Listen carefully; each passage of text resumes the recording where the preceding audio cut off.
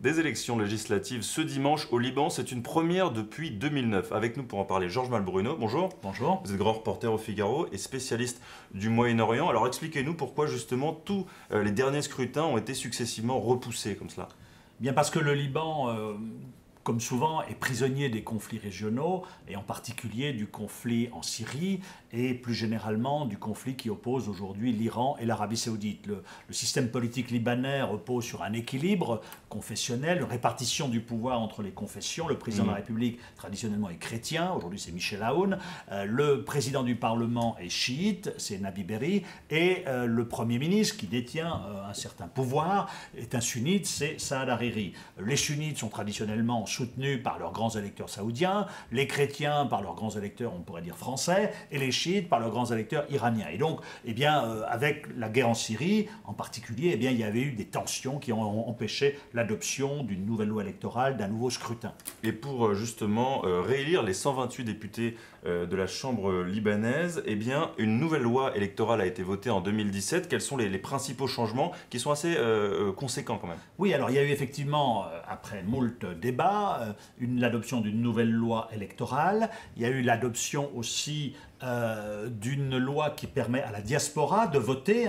Alors la diaspora libanaise, elle est plus importante même que la population libanaise, c'est plus de 10 millions de personnes. Simplement, on voit que ce scrutin n'a pas beaucoup intéressé puisqu'il y a environ 70 000 Libanais de la diaspora qui se sont inscrits. Et puis ensuite, il y a eu un nouveau découpage électoral. Donc ces changements étaient censés apporter justement, de nouveaux équilibres politiques au Liban. Mais justement, est-ce qu'on peut attendre des changements suite à cette nouvelle loi électorale?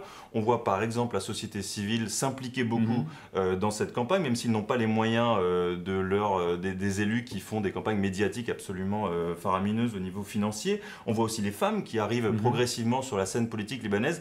Est-ce que dimanche, on peut avoir des indicateurs qui nous montrent qu'un changement arrive au Liban? Hélas, non, le système est quand même relativement verrouillé par justement à la fois des grandes familles dans chaque camp, par des partis politiques, chaque camp qui est également divisé. Le camp chiite, le Hezbollah assure une espèce de domination, mais aujourd'hui, il est contesté dans certains fiefs, notamment à Baalbek, pour son engagement en Syrie, qui est critiqué, qui serait critiqué, d'après ce qu'on dit, par certains responsables, par certains membres de la communauté chiite. On va voir donc si le Hezbollah va faire encore un triomphe, par exemple, dans la circonscription de Baalbek. Le camp sunnite est également, lui, divisé entre Saad Hariri et puis d'autres d'anciens lieutenants comme Ashraf Rifi qui est à Tripoli et qui est très critique. Et puis, alors, ne parlons pas aussi du camp chrétien où il y a le président Michel Aoun qui a noué une alliance électorale avec le Hezbollah et qui se retrouve en opposition avec les anciennes forces libanaises de Samir Jaja qui se sont alliées avec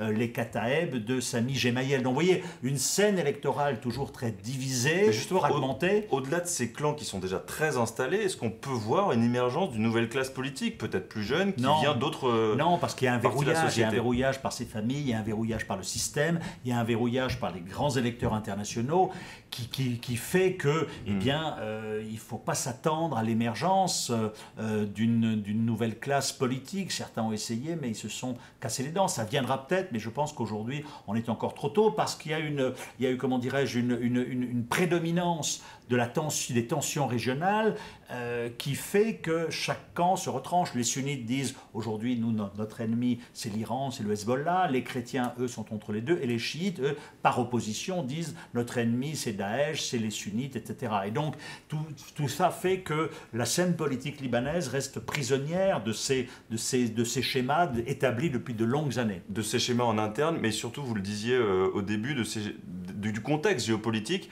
Là-dessus, la position libanaise ne va probablement pas changer du coup suite à ces élections de dimanche par rapport à ses voisins au Proche-Orient.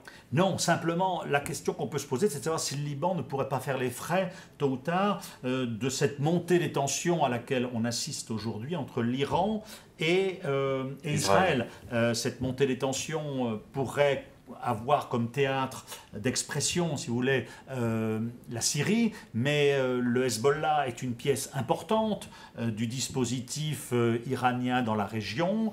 L'Arabie saoudite, vous le savez, est en conflit, très marqué vis-à-vis de l'Iran, et donc le Liban pourrait peut-être tôt ou tard se retrouver, comme il l'a été dans le passé, un petit peu prisonnier encore une fois de ces tensions régionales entre d'un côté l'Arabie saoudite et de l'autre côté l'Iran. Avec un mois de mai en plus qui s'avère explosif, ou en tout cas source de plein de tensions en Israël. La capitale va être reconnue officiellement par les États-Unis dans quelques jours.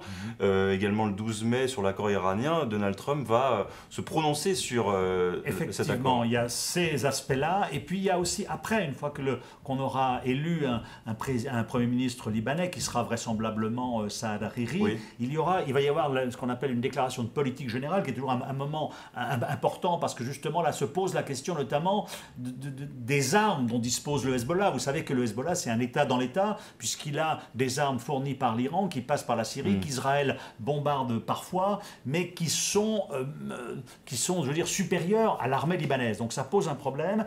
Il y a eu ces dernières années, après moult hésitations, un principe qui a été adopté au Liban, c'est un principe de distanciation vis-à-vis des crises régionales.